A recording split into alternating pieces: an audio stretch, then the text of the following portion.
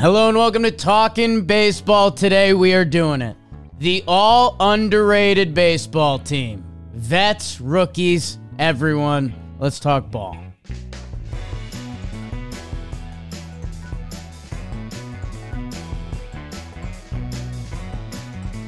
Chris Bubich. Out. Hello and welcome to Talking Baseball, presented to you by SeatGeek Code. Talking 2025. I am Jake Storielli. That is Trevor Plouffe. Rob Scirocco is here. We got intern Molly. We're cranking. Summer mode is here. Happy Memorial Day weekend to everyone. Hope you had a good time. But now we're in it, man. The calendar's going to turn to June soon. And we were debating what to talk about this week, and I think we landed on what I think is going to turn into an annual episode because it's something we dance around a lot. There was the famous Aaron Boone, Jose Ramirez situation last year where he's like, that dude's not underrated. He's Jose Ramirez. Underrated means a lot of different things to a lot of people. What's it mean to you, Trevor Goof? Well, yeah, I mean, what kind of question is that to start the show? Yeah. I don't even know. I mean, you want to get into simulation talk this early? Oh, man, no.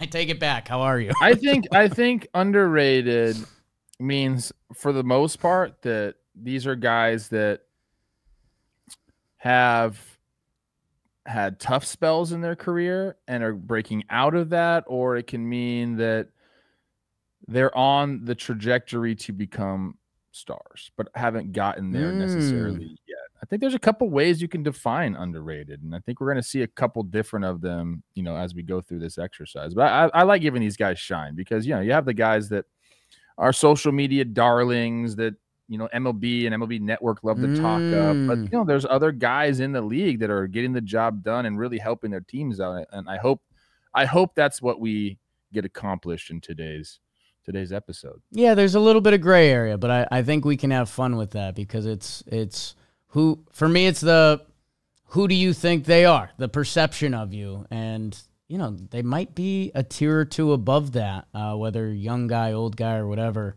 How are you, Coach? I'm doing great. We had the long weekend, coached a lot of baseball, had some fun during the evenings, which is a good thing. Want to talk about that at all? Just some vino over the fire. I went to this one place that has a massive fireplace. It's surrounded, it's covered, it's not just open. And I was the fireman. I was getting the logs situated the right way, clearing the stuff out in the middle so the airflow was going, so the heat could heat us. So the heat could heat us. Okay, well, I actually I don't know. It's kind of not what you'd expect from me a little bit, but dude, if there's a fire, I got to be in the mix. Like I just start staring in there. I like getting the airflow going. Like it hits. Say it, baby.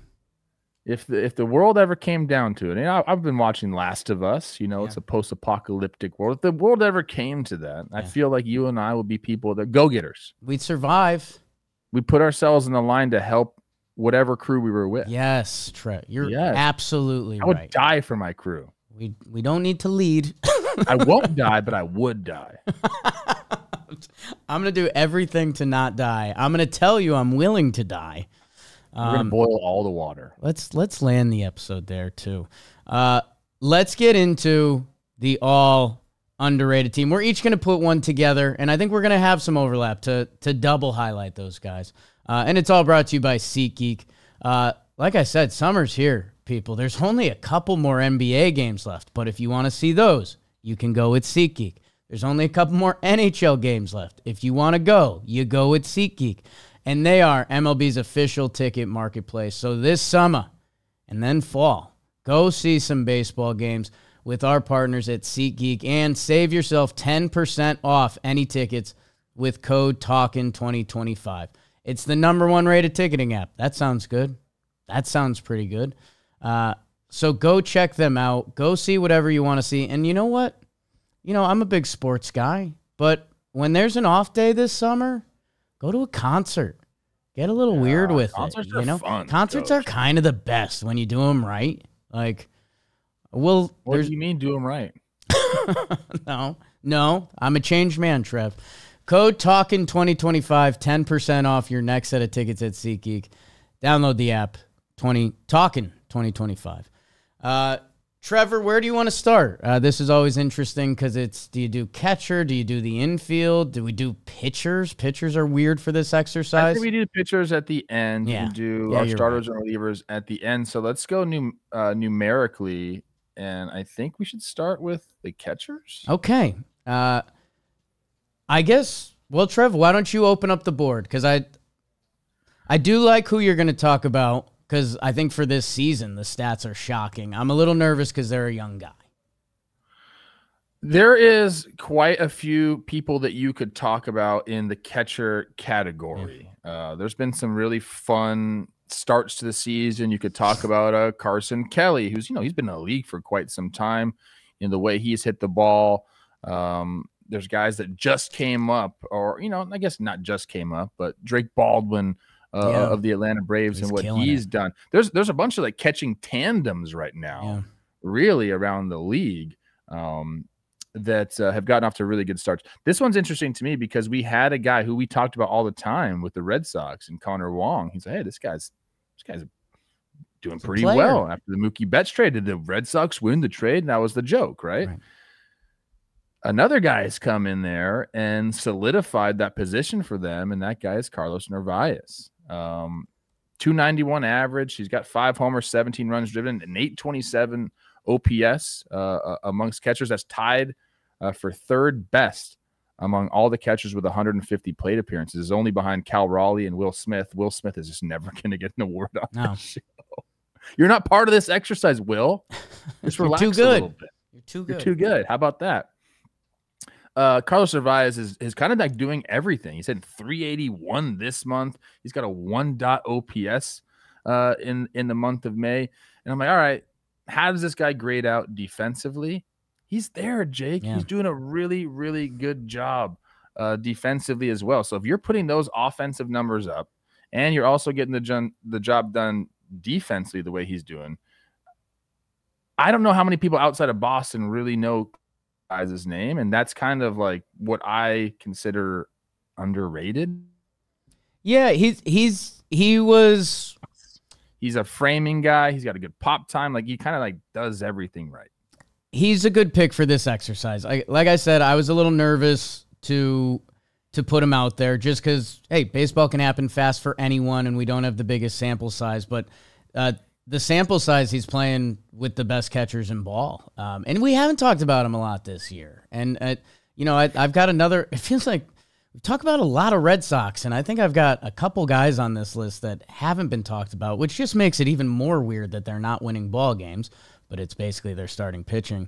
And I guess this one has another chance to sting me a little bit because he was basically a Yankees 40-man clear the roster trade. To the Red Sox, which, like Yankees, Red Sox, do we need to put the wall back up like the Verdugo trade where things are getting a little too chummy? For what he's done this year, I'm happy we're highlighting him. I want to see a little more, but he's been amazing. So I'm just reading your vibe right now. You're not really going for, you want more of a sample size for your underrated. A little bit. Is that going to be a common theme for you, or just kind of pick and choose? It's a little bit of a theme. I do think, again, it's where underrated gets tricky, that a little bit of your prospect profile comes into line and the expectations of it that, I don't know. It's kind of like what you said with Carson Kelly, dude. Like, if I thought Carson Kelly was going to be who he is on his current baseball card the rest of the year, like he's the answer. But I think we both think he's going to come back down to earth a little bit. And he did this last month, but still actually had a very solid month. I guess I'll tell you where I went, and you might hate. So how about this? I wrote down my pick and my backup at each position because I know some of these are going to make you hot. And this first one will be the biggest test of it. I went Gabriel Moreno.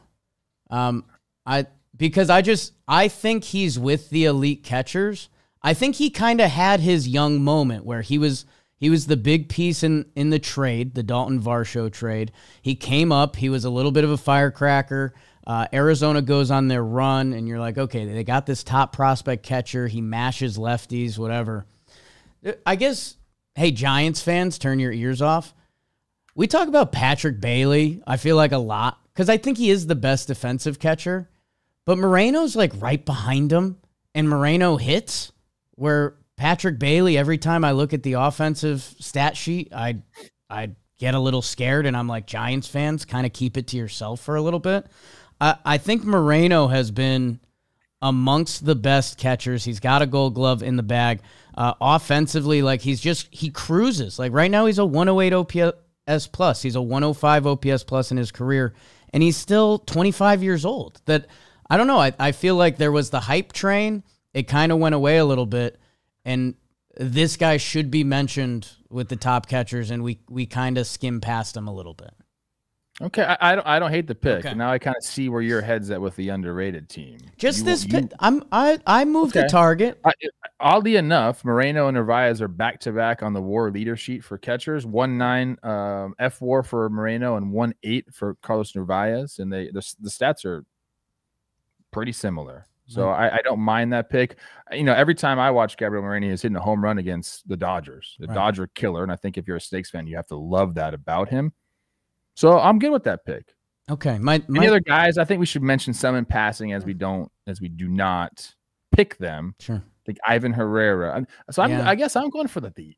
Yeah, no, you were a younger guy. He was there. My backup was Hunter Goodman, just being like, he's playing really good for the Rockies. If he was on your team, we'd probably be talking about him more, but he's currently in hell. I mentioned Drake Baldwin. Dylan Dingler's another guy who's really established himself and done a really good job this year. But I think I like our first two picks. How about that?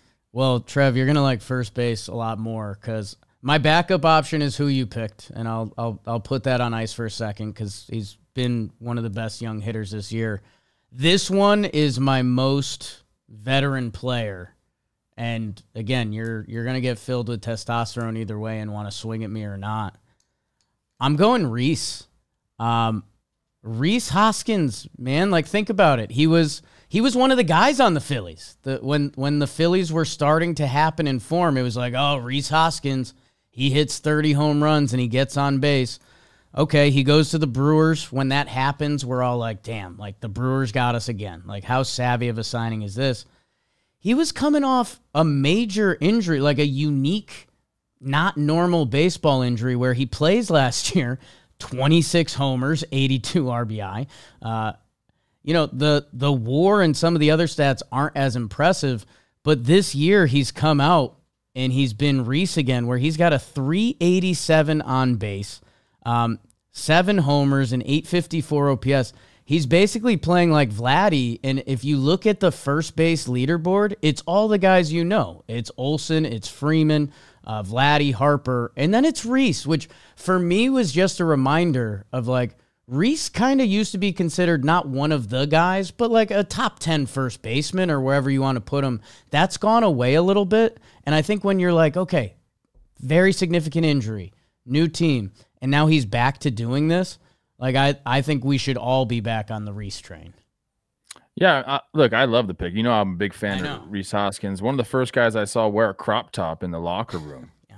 So that's always going to stand out to me. No, he's mashing. He's hitting the ball in the air a lot more, which helps out with the slug, obviously, especially when you're talking about a ballpark like Milwaukee. I don't mind that at all. Okay, Coach. Thank God. Because he's my buddy. Well, I don't think he's underrated, though. I think he is a little rated. Bit. I mean, I think everyone thinks of Rhys Hoskins as a pretty dang good ball player. Maybe I'm going with like unknown. Well, your pick is who my other pick would have been. Yeah, I'm going with Jonathan Aranda of the Tampa Bay Rays. I mean, he just got off to a really, really good start this year. I think coming into the year, something around 250 plate appearances in the big leagues. And now he's going to rack up, if he stays healthy, obviously a full season of at-bats. And man, it's just like he can kind of do everything at the plate. I'm watching him right now play against my Twins. He took Brock Stewart up top on a hanging slider to win them the first game on Monday. The numbers are awesome, man. He's hitting 309, 7 homers, 29 runs driven in, Jake, 889 OPS. He's not a negative at first base. So sometimes I look at that, I'm like, okay, look, you don't have to be like a baller defensively. Like if you're just a guy that does the job the right way, great. He's a stick, though. That's what he is. And everything, he looks like he can cover the entire plate. And when I see guys like that, it's really stable. I guess that's a good word for it. Stable at the plate, like not getting fooled a lot. It's what he looks like up there, man. Slashes the ball. Slashes it.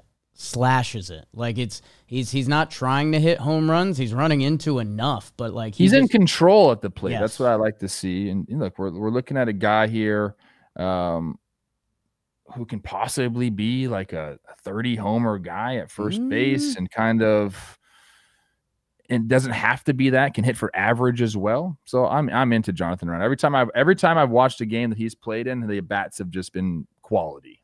So, of this list that we have, of the first base right now, first base is usually a position that's got more veterans to it. And those guys are, typically, I don't know if you call a lot of them underrated, but Aranda for me is a guy that's just not yet rated at all. So get to know him, because I think he might be an all-star this year. I think if your baseball team plays the Rays this year, pretty much everyone walks away being like, "Oh, that guy's a problem." Who would be the other Rays all-star? He might be an all-star. It's cool. Other Rays all-star. God, here we are, 16 minutes in. I don't know. They have pitching options. Like you could go that way. Brandon Lau's actually turned it on, and second base is kind of thin this year, but let's save Rays all-star talk for literally any other time. Other guys that we had on our sheet, Soderstrom, for me, that's a little bit like, let's see just a little bit more, although he's been fantastic this year. Kind of the same for Torkelson, but he's been like one of the stories of baseball, like the Tigers and 1-1 pick. And then Josh Naylor, like I feel like Josh Naylor is in my head, Josh Naylor is Josh Naylor. He's a 1 of 1, and when he went to the Diamondbacks, what did we say? That's the perfect fit for him. Like Cleveland, like wasn't the best fit for him. I know he had success there. Yeah. But like he needed like some energy. Like I just think of Scottsdale and Josh Naylor just working together. I don't know about Cleveland and Josh Naylor. Just hair. Obviously he did good there, but hair flowing in the streets of Scotts Vegas. Second base. This one's not as clean, Coach. So I left this one open on our sheet because I marked the rest of them. I don't really have a good answer here. So I want you to maybe convince me. My first thought in this, for some reason, was Gleyber Torres. So, Trev, how about this? We can pick one a pop. This might surprise people, and maybe we should be tidy here because no one really jumped out of like, hey, you got to watch this guy. For me, it's kind of the glove and the bat. It's Nico Hoerner and it's Gleyber Torres. Like Nico Hoerner this offseason was trade rumors. It was, does he fit the Cubs and blah, blah, blah. And he's got no homers, and we get sucked into that. But he might be the best defensive second baseman, and he's hitting like 290, which that still matters to me. That means when he's at the plate, there's a chance he's going to get a hit a lot more than other guys. And then Gleyber, dude, it's like reverse Yankee-itis where he's kind of hit every year. Obviously, the defense isn't what he majors in, but he's kind of balling out this year, and he's always been able to hit. Let's do it this way for me. Okay. If we had to name guys who would you want on your team? And we can't obviously name the top second baseman. We can't name Ketel Marte, right? Is the answer Bryce Terang? It's interesting. What he brings on the base pass, what he brings defensively, and right now his OPS plus is like 96. So he's gonna he probably will end the year as a league average hitter. But my second baseman, I want to be able to field the ball, and I want you to cause havoc on the base pass a little bit. I think that's where I lean and what I want. Yeah, but wasn't priority wise? I feel like Hoerner was Terang before Terang, and now we talk about Bryce Terang a lot. Like he had the hot start last year that I don't know. I feel again like there's a little Nico Hoerner fatigue when he might just rack up another 5.5 WAR season. And we don't talk about him like that. So I'm putting Hoerner on my team. Get out of here, Gleyber. I already did that. You go Nico. I'm going to go Bryce. Okay. If I'm building a team of guys that we don't talk about enough, I think Bryce is my second baseman. You can have Nico. I'm down for that. We both have good second base, good quality second baseman on this team. Getting coached by Counsell and Murphy the right way. I like where we landed there. And yeah, again, there wasn't too many people in St. Louis are like, what about Brendan Donovan? Yeah, I know. That is a little rude. Maybe our first tough one of the episode. We're gonna have to leave some people out. Keep St. Louis rowdy. Like, keep winning games. Just ruin the NL this year, Cardinals. Let's go. You know what? I enjoy St. Louis. Okay. I think I would have been a hell of a Cardinal. Yeah, you would have. Just like, I want to do things the right way. You'd have your own Pilsner right now. What a loser I was. Just no fucking swag. I tried, people. I'm going to counter you on that, Rob. If you can get the picture of Trev in his first game, that's the most swag you had. Wearing the throwback uniform. That's my first homer. That was your first homer, excuse me. That was in Cleveland, the old-timey uniforms. Swag was different. Carl Pavano was pitching that game, and he was like, I'm not wearing these fucking uniforms. They were so baggy. So you look horrible. He was Chris Sale before Chris Sale was. He cut his sleeves off, Nobody talks about that. Nobody told Carl Pavano anything. He could do whatever he wanted. I need more of that. Everyone just tells me what to do. I miss guys like that. Okay. Let's go to the left side of the infield, and let's go to the hot corner. We'll finish with shortstop because I think we have the same guy. Who do you got at third? Because there were a lot of options here.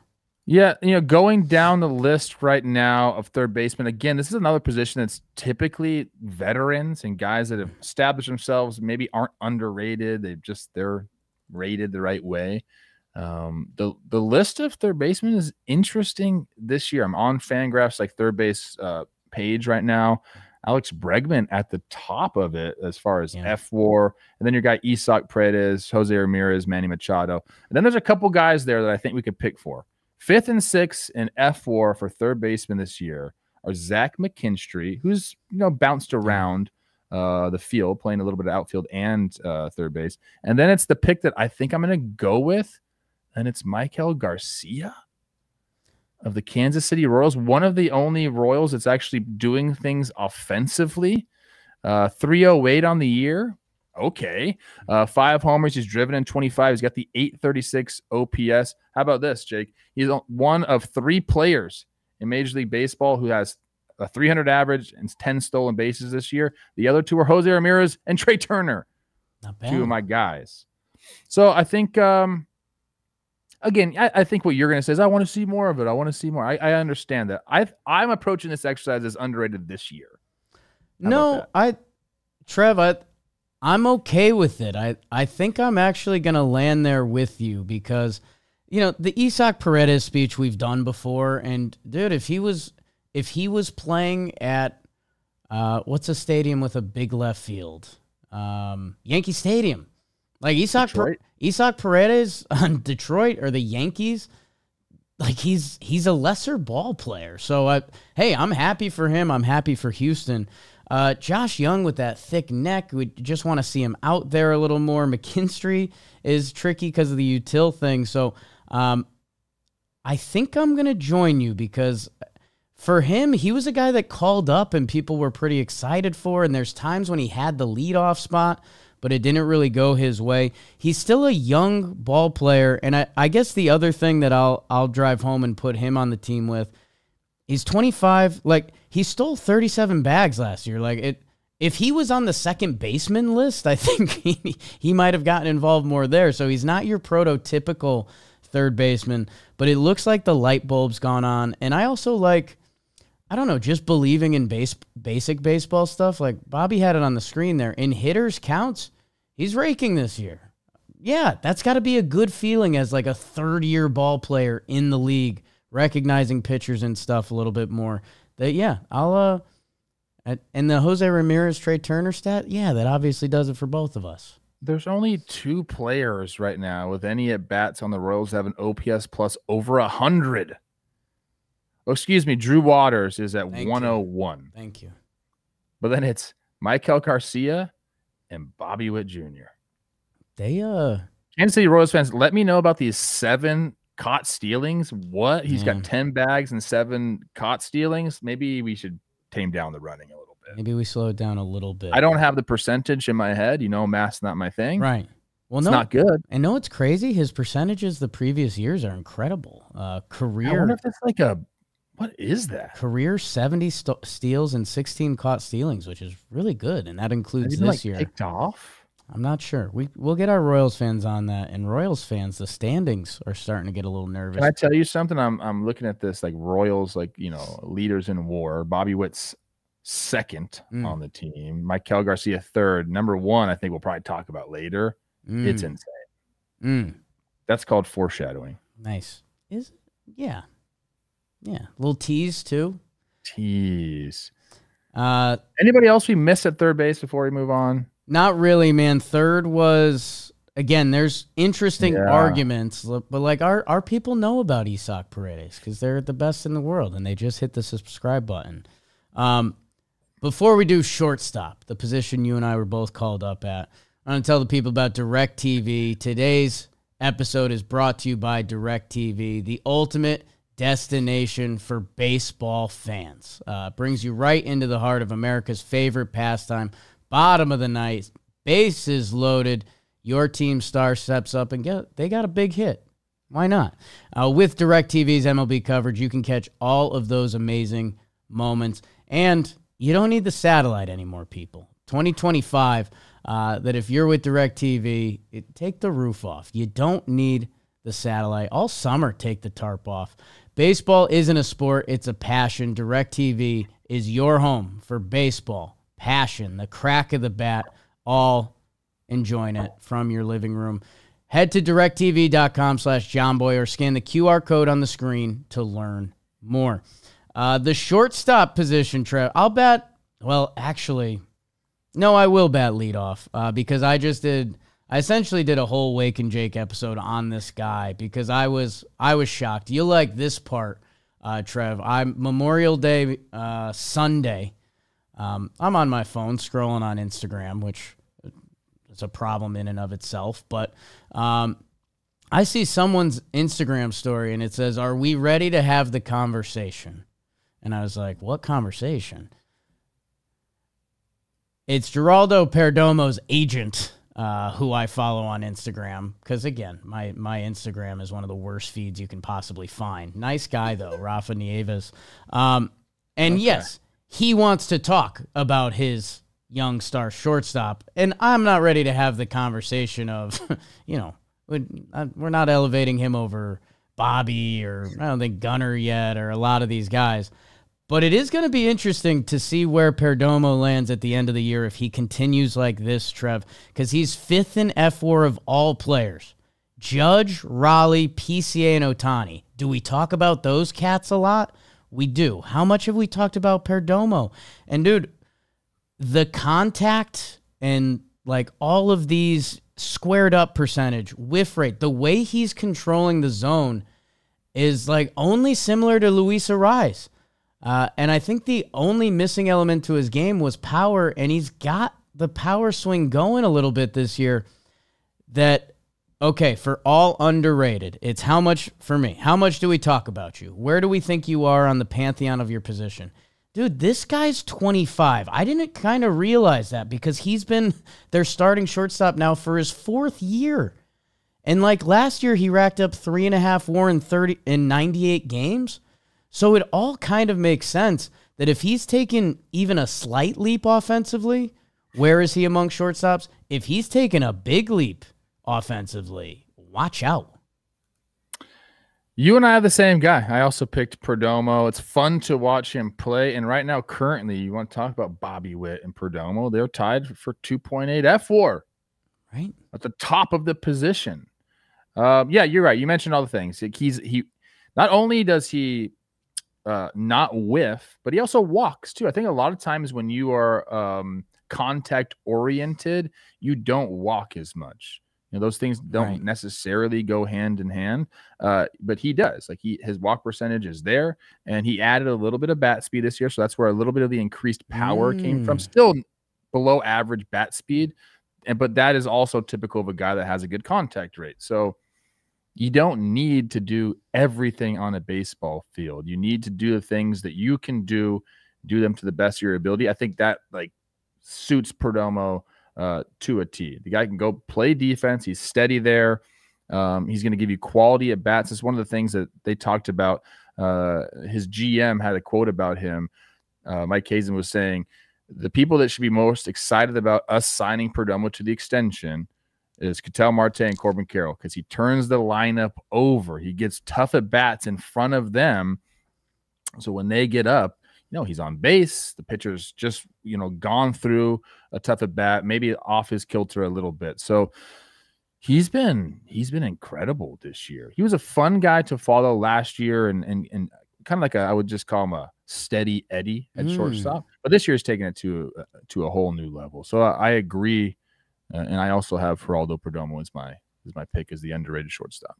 He's been amazing. And yeah, in April, he actually hit second a chunk. They moved him back down in the lineup. I normally knock guys if you're down in the lineup a little bit. I call it the Eddie Rosario effect, because I think being in the middle of the lineup and guys, you're part of the biggest threats of every 4 times through. But it's part of their strategy is almost to move him down.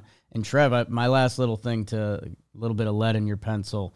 33 walks, 25 strikeouts. I love that. I know you love that. So the shortstop position is interesting to me because there are a couple guys we could have talked about. I think Jacob Wilson is such a fun watch, but we do talk about him a lot. And I think a lot of people know his game and understand his game. He could be a pick, and I would have no problem with that.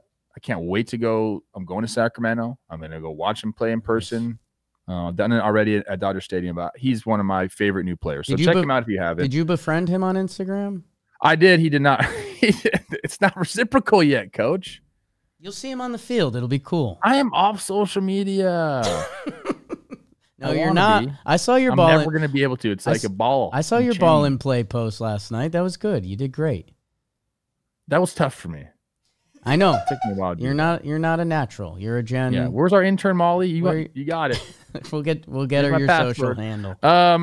One guy I want to talk about though before we move on, who I think might be the actual answer here, is Jeremy Pena. It's just consistent production. Yeah. And he's another guy that kind of just does everything at the shortstop position that you want. And I guess because the Astros have had success and because he got off to such a fast start, so we talked about him a lot his rookie year, maybe that's why we're kind of not interested in calling him underrated, because maybe he is rated and it is whatever. He's won a Gold Glove. He's won a World Series MVP. Yeah. He was the ALCS MVP. He's already racked up 15.6 career WAR, people. Just consistently. Here's the WAR numbers for Jeremy Pena, dude. 5.0 his rookie year, then a 3.9, then a 4.1, and he's already got 2.7 this year. That's a star player. That's not an average. That's not above average. Those are star numbers right there. If you're doing that consistently at the shortstop position, you're a star. And I don't know if we talk about Jeremy Pena like that. Should I change my freaking answer? I think the thing for Pena, who was a candidate for this, he's upped his offensive profile. A lot of the stuff we said about Perdomo, we could have said about Pena. Perdomo's offensive peripherals look like they have a chance to be special. I think Pena has turned the knob up this year, but it's where does that land? Because the defense has always been there, and he's incredible on that side. But, it's been a very league average bat the past couple years that, again, he's 27. He could have added more to it. That, yes, if he has, I think if he plays like he has this year, I think he's a star. If he plays like he has the past couple years, I think it's hey, you have a very good shortstop and it's not a worry for you. A 4-WAR player? Right, but that doesn't carry you. Pena, that player doesn't carry you. It's Go very around good. the league and see on each team how many 4-WAR players they have. It's probably going to be one per team.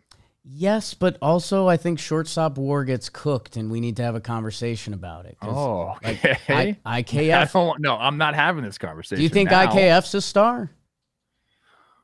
Does he put up 4 WAR seasons every year? At shortstop, he has. I'm going to go look right now and tell you what kind of WAR IKF is putting up. I mean, he was a Gold Glover and an All-Star at one point, wasn't he? Yes. If you play quality, hold on, because now you're making me think. Hold on, I know. That's fine.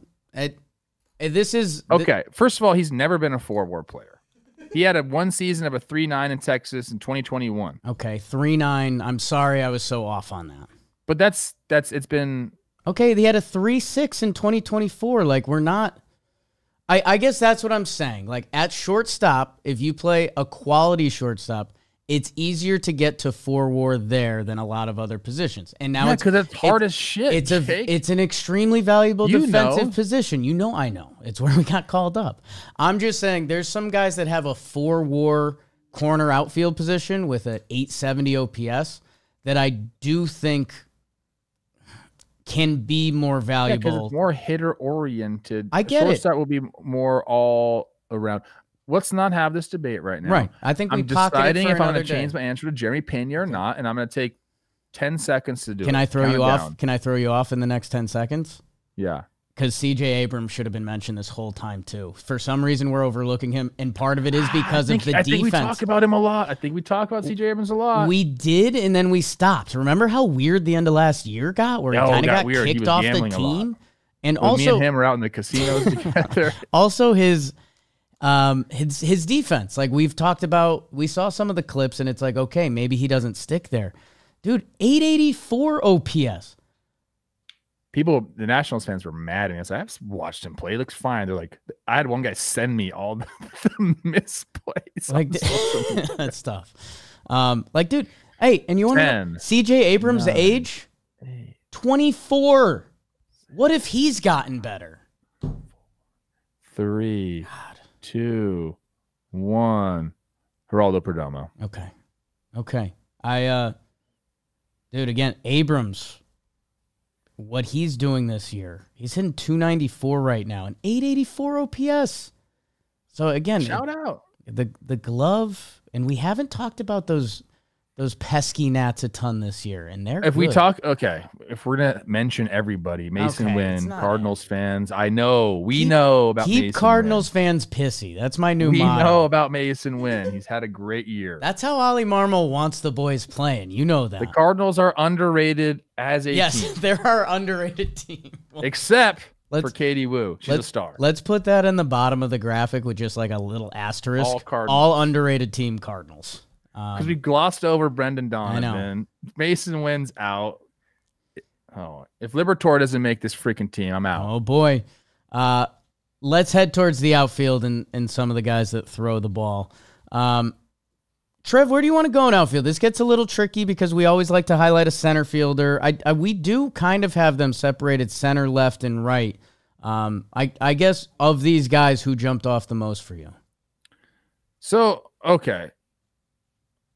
Interesting to me because I have one guy that's played primarily left field that I want to highlight on my team. Yeah. Because I do think this guy is underrated. I think he's a quality ball player that, kind of gets overlooked, maybe because of stature, maybe because he played for the Cardinals. Whoa. You're going to stature us right now. He got good style. If I said stature and with good style, I think there's two guys that Talking Baseball fans will be like, all right, he plays outfield, stocky, good style. Maybe the first one they would think of is like maybe as a joke, Tyler O'Neill, right? Yeah. Because we've joked about his. He had a rookie outfit. We need to move past it. We got to burn. No, we don't. Okay. We need to bring that up as much. It's an outfit you don't move past very easily. Yeah. This guy, like, people might hate his style, but like I think if like you're a stylish person, you like his style. I'm going with Harrison Bader. I think that there are times, Jake, where he's carried an offense. He did it for the Twins, earlier this year. He did it for the Yanks in the playoffs in 2023. They didn't make the playoffs in 2023. 2022, hit a bunch of homers. This year, what I like about him is he is a well-rounded baseball player. Like there's going to be games where he can carry a team offensively for a week or whatever. Like he's kind of a streaky in that way where he can hit some bombs. Fine. But he's going to run the base as well, and he's going to play a banger of an outfield. He's going to play defense as well. So that's why I like him. Obviously, I watch him a ton because I have to follow the Twins. But when Buck has been out or Carlos Correa has been out, like this is a guy that you can lean on, like almost like a veteran presence as well. I don't think he's ever really got the flowers that he deserves. The numbers on overall in the year offensively, like they're okay. 276, 5 homers, 21 runs driven, 720 OPS. But again, like the way he plays left field, like he's all over the place out there, man. Going and getting it, and again on the base pass as well. So I feel like this guy's never really gotten his due.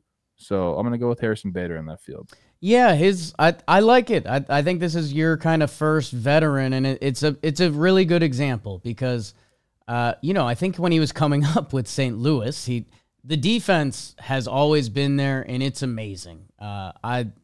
Watching him play center field and now left field, it's a different level. Like very few people in the game have ever played that level of defense. That you're right. Like the base running's there, which obviously is part of the speed and defense thing. It is just a great point that he can get hot.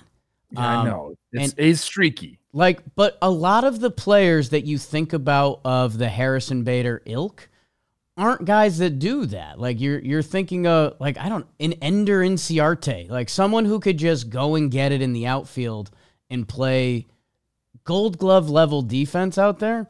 Not a lot of them have the party trick of being able to get hot for 2 weeks in the bag where, Bader's end of year numbers, career, he ends up around league average with a lot of that being really hot or really cold.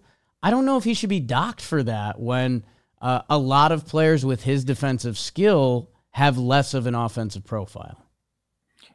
Yeah, I think that he's not. You don't bring him on the team to carry your offense, but for parts of a year, he can.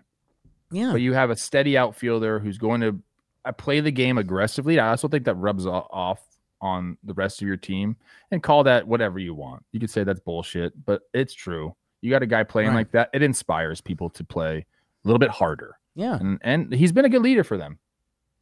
He's also had some injury history and stuff that it's a great pick, Trev. And his 162 game average, coming off the conversation we just had, he averages 3 WAR. So if he's out there for $162, he plays at a very plus level.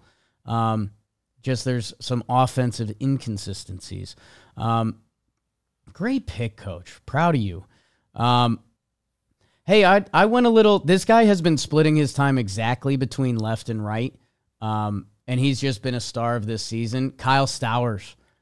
He's my pick and right. I know, and that's fine. Like that'll stir the pot even more. And Trev, you asked my young guys and how am I going to grade them? Blah blah blah. Stowers. This is his first breakout. He's 27 years old. He's kind of been a negative leading up until this point. He was part of the Baltimore player generator crew of, okay, here's another young blondish outfielder. I don't know. They're all like top 15 prospects. It feels like the breakouts happen, man. His offensive numbers, 300 batting average, 369 on base, a 528 slug. Where he stands in those categories are with the elite of baseball. Yes, young guy, 27, it's 50 games. You could do that with a lot of guys, and I'm just not going to do it with him. He's gotten the opportunity to play, which, when we revisit this Baltimore kind of era of baseball and let's see some of the next steps of it, he's one that could look very interesting. We did this with Joey Ortiz a lot last year, who hasn't necessarily been playing up to that level this year. Stowers, he has been playing a 144 weighted runs created plus, has him third of MLB right fielders behind Judge and Tucker. He's been one of the best players in baseball. End of story. Yeah, I mean, he's my right fielder, so we put it on the sheet there. he's an interesting one because he has made some adjustments, and as a hitter, I think there are some things he does really well, and he like figured that out and made these adjustments. He's got elite bat speed, but he was kind of like, he wasn't up in the box, but he was a little further up in the box last year. So he moved back in the box, and he was a guy that was kind of getting beat like deep. He wasn't getting the head out on the ball, even with that bat speed. So he moved back in the box. He's catching the ball out a little bit more out in front. He's still a guy that drives the ball. Left-handed hitter drives the ball to left center. And he's doing interesting stuff with the velo machines because he got beat on fastballs last year. He just didn't hit them. So he moved back in the box, gives you a little bit more time, a little bit more recognition phase. But he's doing these drills. And this is what I tell people all the time. There's one thing that you can do to combat what we're seeing in Major League Baseball now with pitchers. You have to velo train. You have to go high velo train. Whether that, if you want to swing at it, great. They have the foam balls now, so you don't just get your hands blown up. But at least you got to track it. So he's been doing this drill this year that's really helped him, where he's like cranking the machine up to 100 miles an hour. And then he's not standing 60 feet 6 inches away. He's getting close. Like he's getting up there like 50 feet away. And he'll take swings there and just, you know, kind of get his timing at that speed. And then he'll move it back to 60 feet 6 inches. And you can imagine, you know, what that would do to you. If you get your timing down for a fastball that's coming at you really closely at that speed, and then you just move back 10 feet, you feel like it's slow. You feel like you have all the time in the world to see it. And that's the feeling that he has at the plate right now. That's why he was able to take, I think we're showing the Mason Miller Grand Slam, the walk-off right here. Yeah. That's how you can do that against the guy throwing 101. He's practicing it, and he's reaped the benefits of it. So I like tangible changes that turn into results. And here he is, man. And, you know, look, I bet he was pissed when he got traded from the Orioles, saying, like, I want to be part of this club because this has got a great group of players and we're going to win for quite some time. Well, the Orioles stink this year, and he's gotten off to such a good start. I know Miami's not, you know, running the league or anything, but he's done a good job with where he's at in the circumstances, making these adjustments. So I'm all in on him. Shout out Sal Frelick. We need a Brewer on the list always. Or excuse me, I jumped to right field again. In left field, Gavin Lux continues to be good as he gets moved around the baseball field. Jordan Beck, one of your few Rockies options, could have got some love here. And anytime I see Miguel Andujar on a list, I get a little jazzy. I think James Wood is another one here. I think people are starting to really talk about him and the things that he's done. So I think he could have been, I think he's still underrated. So we could have put him here, but for some reason I feel like he's getting talked about enough right now. I have someone with that I underrated, because James Wood, the big guy, and like it's kind of happening if you're in baseball. Dude, Wyatt Langford is just happening, and people kind of aren't talking about him enough. But it's kind of weird because if you are in baseball, those guys are like massive prospects that are playing well, so there's not a ton of. But I guess on a more national level, which I guess we are. Yeah, I'm every time I look at Langford's stats, I'm like, he's killing it. Same thing with Wood, though. Same thing with Wood. Who's your right fielder? Okay, let's get the corners down. This one, I'll be high and tight on this one. I can't believe where Wheeler Abreu's stats are still. I know it became a joke early on this season. I know every time we talk Red Sox and we see his name, we do the same exact speech. It's nuts, bro, for how much we talk about Bregman and how much we talk about Devers and how much we talk, and those guys are killing it. But, you know, and now there's a lot of talk about the kids. They want to bring up all the kids. And dude, Wheeler Abreu is insane. The slugging's still in the 5s. Like, that's supposed to be rare air. That's supposed to be all-star level. And he does everything else, too. So I'm high and tight with it. Wheeler Abreu continues to not be discussed enough. I like it. The only reason I didn't pick him is I feel like we do talk about we talk about him all the time. We do that speech every time. I mean, he's a reason why we're not seeing a Roman Anthony up there. Like, they don't really have room right now because their outfielders have been playing well on the Red Sox. That's going to be interesting to see what the hell they do, Chris. Or I called you Chris. Whoa. Hey. And the show. That's No, it's going to be interesting to see what they do. Where are the Red Sox going to go, people? Damn. They clearly have a need. They don't have the starting pitching right now. And people like every Red Sox fan, we need these guys up. Marcelo Meyer is now up because of Alex Bregman getting hurt. We need Roman Anthony. It's like, is he going to change the outlook of your team? Like there's a lot of things they got to do. Like Trevor Story's not going right now. They had to figure out what the hell is going on with him. But to bring Roman Anthony up means you need to move one of those guys. Rafaela, who's one of the best center fielders defensively in the game. They got to figure some stuff out. I don't know. But Wilyer Abreu, great pick. I just think we talk about him enough. I think you're right. I think we do, but I genuinely think we're kind of like the only people that do. You know, like someone told me, hey, a good comp for him is Bobby Abreu. I'm like, okay. Hey man, if that's your comp, like that's a pretty good player. Bobby Abreu is one of those. Like if we appreciated on base percentage earlier, he's probably. Man, I'm gonna go look at his pay. I don't know if I've been to a Bobby Abreu. You're about to have like a panic attack of how. I know Bobby, but you don't. 60 career WAR. Is he not? Yes. Is he a steroid guy?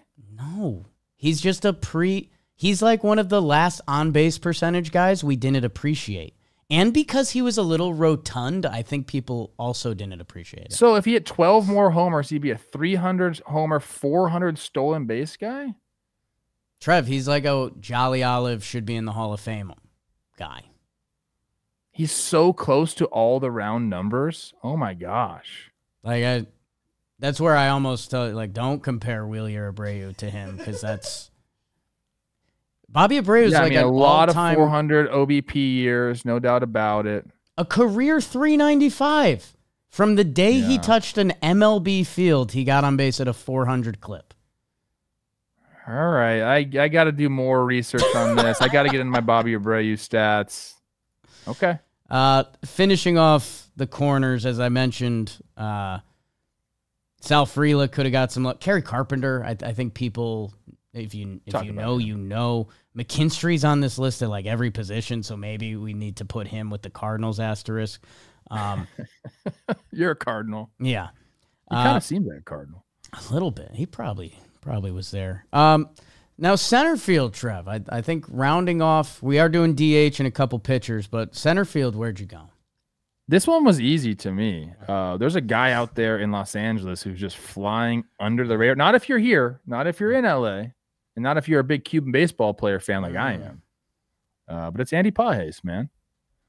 Right now, among center fielders, he's fourth in F4. The guys in front of him are Pete Crow Armstrong, who's like holding the Cubs ransom for whatever money he wants. So like, yeah, we'll still talk to you about contract extensions. Can you imagine if you're a guy and the $1 billion enterprise that you work for is like, what do you want?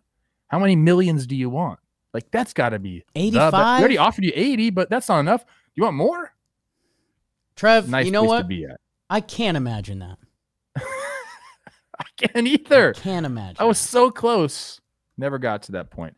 So PCA shout out. Byron Buxton, who if you've watched the Twins this year, you know that he's been awesome and the player that he can be when he's healthy. He's about to come back off the IL. Julio Rodriguez, who's gotten off to a better start than typical offensively, but his defense is always going to be there. He's got such a great floor. He's another one of those guys, Jake.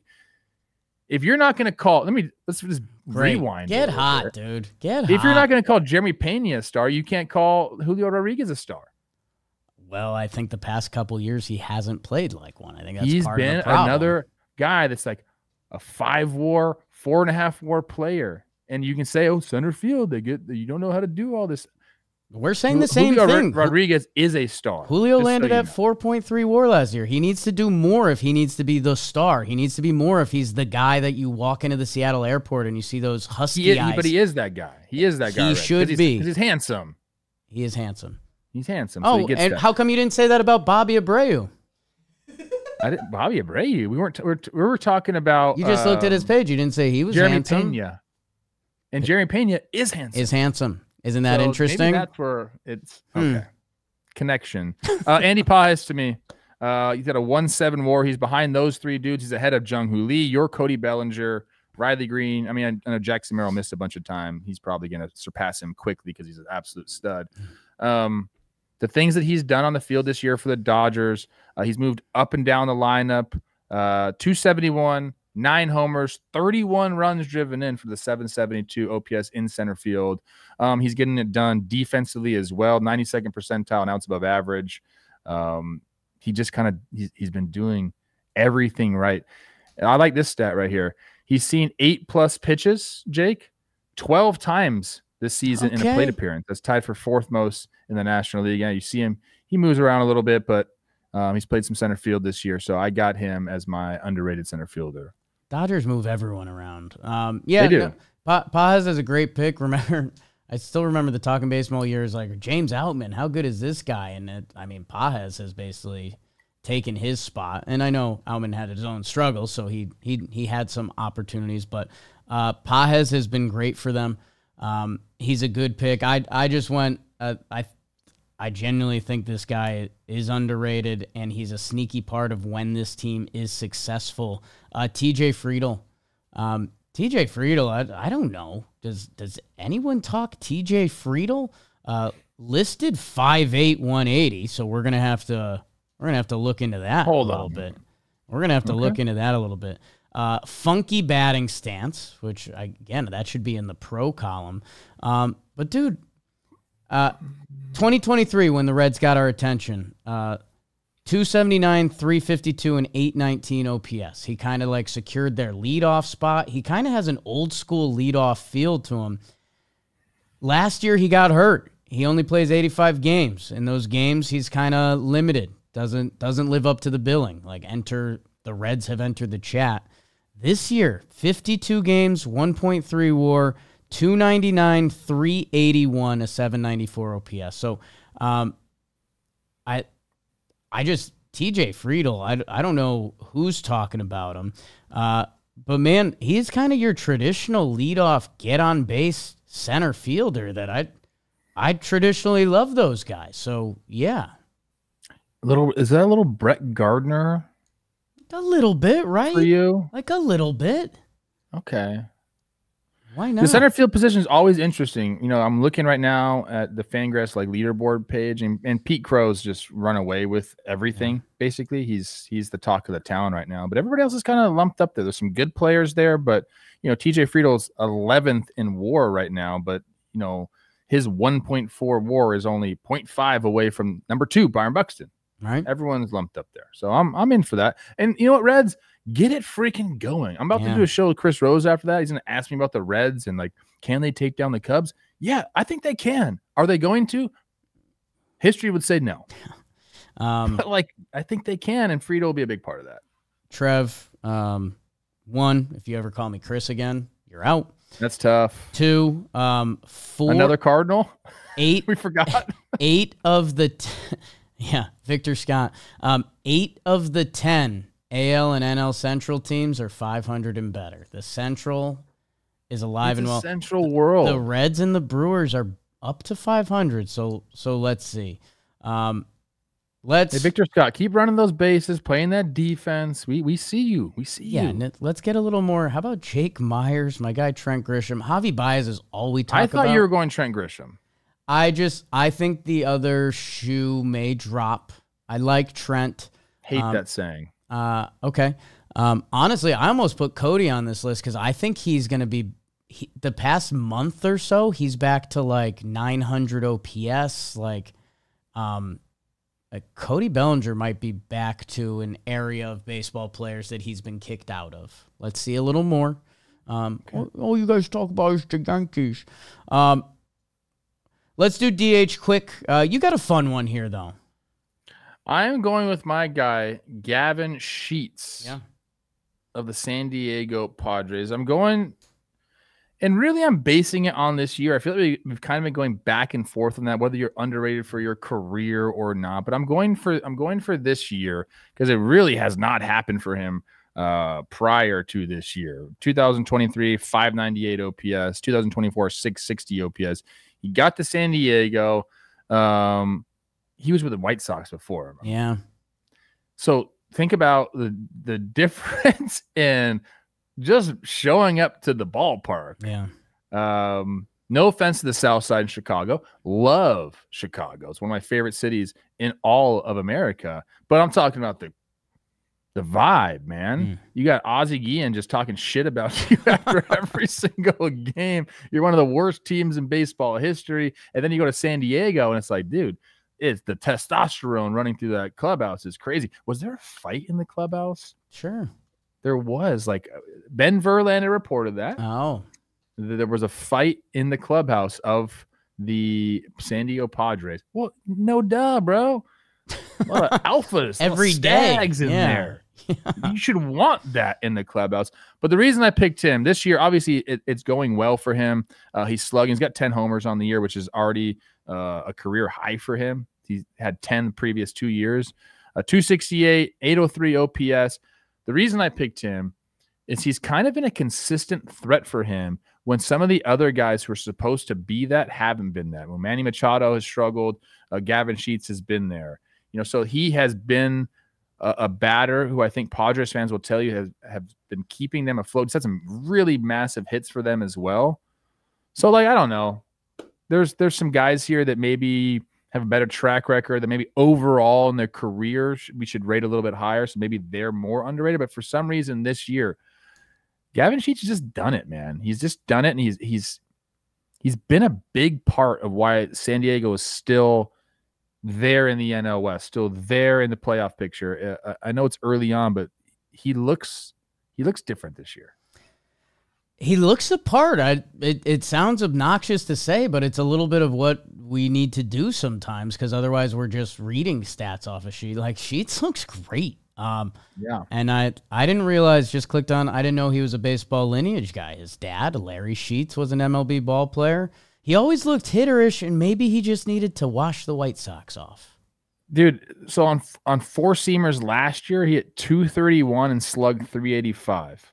On four-seamers this year, he's hitting 333, slugging 750. Hard hit percentage went from 40.5 to 61. I'm going to mash the fastball. That, to me, tells me he's just got the juice from the locker room. I know you're being real. I know you're being real. That's some analytics, and I think there's something to it that, when we shove those nerds into lockers, they wouldn't like it. The other DH options, I feel like, are guys we do talk. I mean, Wilmer Flores has become a star of this show. Manzardo, you were on early. Pavin Smith and Ben Rice, they both have similar arguments. Trev, I went slightly off the board / this guy has played a lot of DH with a little first and corner outfield. Ryan O'Hearn.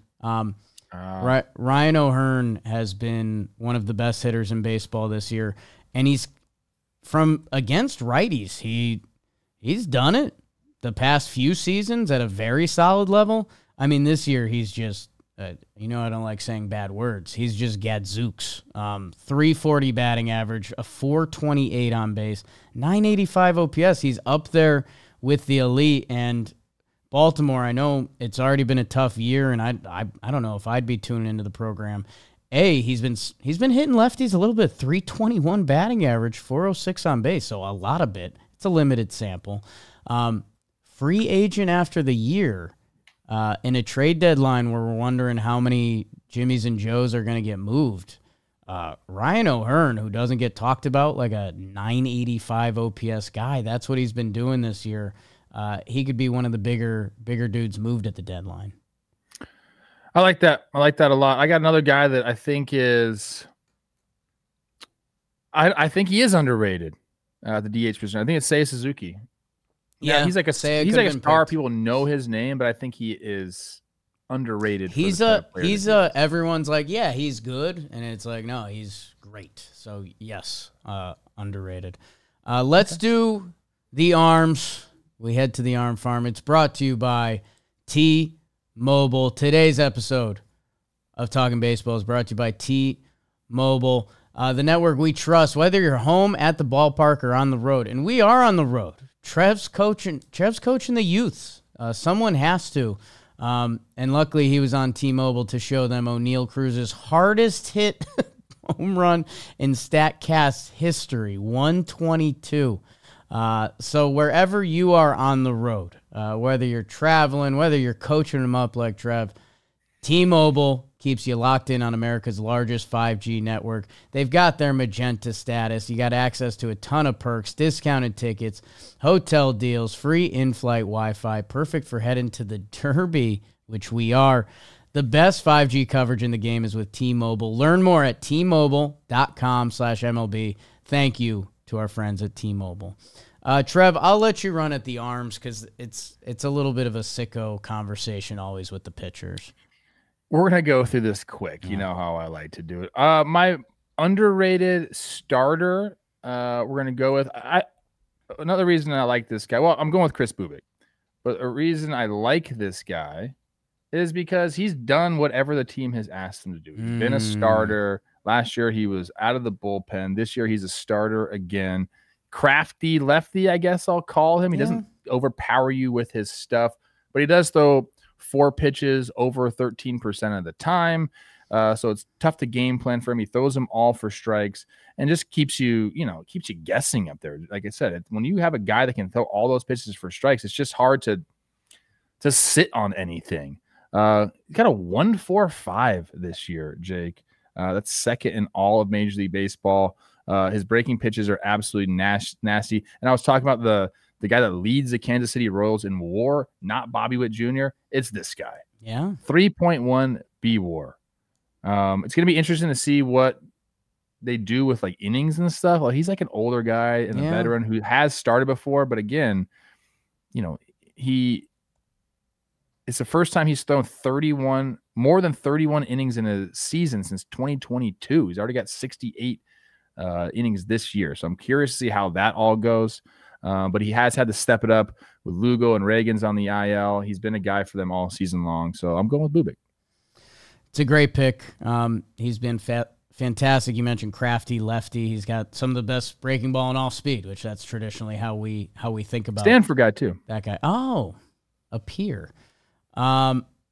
Trev, we discussed doing 2 starting pitching. I have 2 guys from the same team, and I'll let you dictate how you want this to come out. Because David Peterson's on our sheet, and I'm like, you know what? I kind of love him, and I've always wondered why he doesn't get talked about better. Another pitch mix guy. He throws everything. And now the past 2 years, he's just been fantastic. 3rd in the NL in ground ball percentage. And again, a little bit of just the crafty lefty. Like, the velo doesn't blow you away, but guys don't hit the ball hard against him, and they hit it on the ground, which is a really good recipe.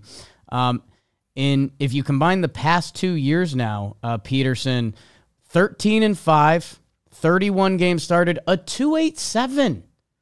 Like that's elite. That David Peterson doesn't get talked about on that level. And the other one that you might throw the challenge flag, but if we're putting 2 on the graphic, give me Senga. Dude, we talk about the Mets starting pitcher, and we're like, Clay Holmes is a starter now, and hey, Griffin Canning came over from the Angels, and look at this. Senga has a 1.46 ERA this year, the best in the NL. So, dude, I can hit you on the Mets angle. Like, how much do we talk about Yamamoto? Senga, we lost him for a year after his 2.98 ERA in 29 starts. He's back doing it again. He has the best ERA plus. He has the best at not allowing home runs. That's amazing. We don't talk about him with the other NL elite that I'm Metsing up, baby. Okay, I see where you went with that. That's kind of what we talked about during the show. I feel like he's rated and everyone knows he's really good, but maybe he's better than people think. I'm in for that one. I'm going to go with my second one with another lefty, Matthew Liberatore. So I am going to get a Cardinal on the sheet. Another guy that's kind of gone back and forth between the bullpen and being a starter. He started in 2023, 11 games. Last year, 6 games, but he appeared in 60. So, some of the opener stuff, some spot starts, whatever. This year, he's been exclusively a starter. 10 games started, 2.73 ERA. Another guy who he didn't really change his pitch mix too much between the bullpen and where he's at now. But another guy that has 5 pitches that he throws for strikes, very tough to game plan for. And, you can talk about Sonny Gray and some of the other guys in that Cardinals rotation, but the season that he's having is a reason why the Cardinals have gotten off to a fast start the way that they have. So we got to get one Cardinal on here. Got to get one Cardinal with the asterisk. I like the pick from our sheet, Tyler Mahle snubbed. Part of the reason, if you hear this tone in our voice and you have no idea why, there's so many directions you could go with the pitchers. And that's why, Trev, do you want to, I'll let you pick the top 2 relievers you want, and then I'm going to go with one. Okay. And I'm gonna homer it up. I'm gonna go with Danny Coulombe. He's on the IL right now, but he's one of 2 relievers in all of baseball right now that has not allowed a freaking earned run this season. That's good. With more than 16 innings pitched. That's the caveat. So he's, guys that have actually thrown the ball, and he's nasty. No, he doesn't throw hard. Who cares? He doesn't throw hard, but he's going to make you swing and miss. He's got the nasty off stuff, and he's been around the game for quite some time. Where the heck did I play with Danny Coulombe? I think it was the A's. Okay, we'll get on that. I'm going to have to figure that out because I'm going to win. I'm going to win horse you a little bit. Hey, we talk about guys not throwing hard. You know what's hard? 90 miles per hour. Like, yes, he doesn't throw as hard as some other major leaguers. That's still really hard to hit. It was the A's, by the way. Nice, yes. Trev. Good memory. Look at you. You know what? I'm going to Mets this whole thing. Give me Brazoban. He's been one of the best relievers in baseball, and he's thrown a ton of innings out of the bullpen, 32.1. So I'm just going Mets bullpen. I'm going Mets pitching factory the whole damn way. What about my guy, my bullpen? I know. Oh, Randy Rodriguez. We're a hitter show. Will Vest is so good. Pitching Ninjas got you for the pitchers. And subscribe to John Boy Media. Oh, we love Pitching Ninja. He sent me like a baseball player light hoodie that's become a new workout shirt for me. Nice. Why can't we shout other people? Hugs the right areas. We can. You know what that shows? Yeah. Confidence. I like Pitching Ninja. I'm making a goof. Hey, you guys let us know who you have on your all underrated teams. So many good players in baseball. A gray area. Trev has his team up there. Narvaez, Aranda, Turang, Perdomo, Garcia, Bader, Pajes, Stowers, Bubic, Liberatore, Danny Coulombe, Gavin Sheets. And I have Moreno, Hoskins, Horner, Perdomo, Garcia, Stowers, Friedel, Abreu, Peterson, Senga, Brazoban, O'Hearn. Let's do our DraftKings bet the cycle to get the people on their way through Hump Day, second half of the week. Always, it's brought to you by DraftKings. Use code JMBaseball when you sign up at the DraftKings Sportsbook. Trev, I don't know if you know this. We sneaky crushed. Crushed it last week. 3 for, okay, you do know. 3 for 4. We got our single, our double, and our triple. So this is what we're trying to tell you, people. Get in on the action at DraftKings tastefully. You want to lead off or go 2-hole this week, big boy? I'm more of a 2-hole guy. Yeah, you are. I'm a Friedel. This week, our single, Manny Machado, 1+ total bases Friday. Total base I. Friday versus the Pirates. 3 homers in his last 5 games. A multi-hit game in 4 of the last 7. Manny Machado, 1 total bases. You could juice that and make it a triple if you needed, but we're just getting the single. We're getting on. For the double, this one's an interesting one. This seems like it should be maybe further down the line, but we're going to go for it. Chris Sale records 7 or more Ks and goes 6 or more innings pitched on Thursday against the Phillies. He had a rough start earlier on in this season against the Phillies, but he's cleaned up the mechanics since then.